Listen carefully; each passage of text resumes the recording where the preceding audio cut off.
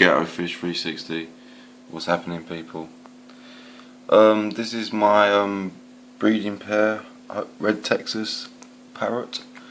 Hopefully my red Texas male Blaze will be fertile, and this is the female parrotfish, Big Mama.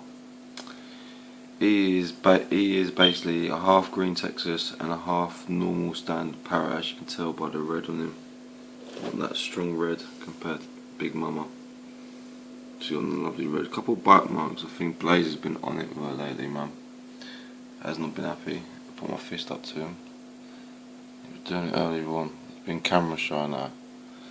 I'll come back. We're going to show you a shit off Blaze. This fish is aggressive, man. He's got issues. Here we go. Come on, what you got? Come on, what you got? You want to beef me?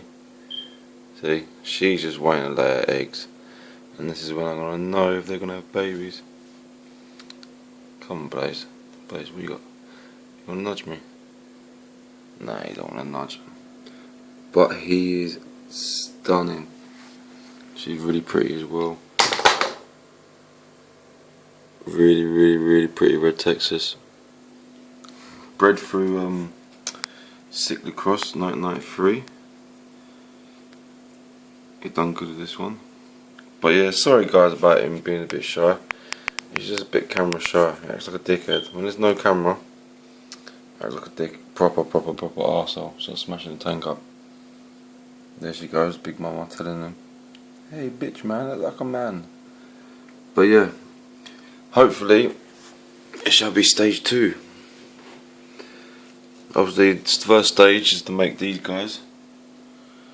And I just want to find one fertile male or one fertile female. And I'll be happy I want to find a fertile male like him. And them two doing their thing. There she goes, turning off again.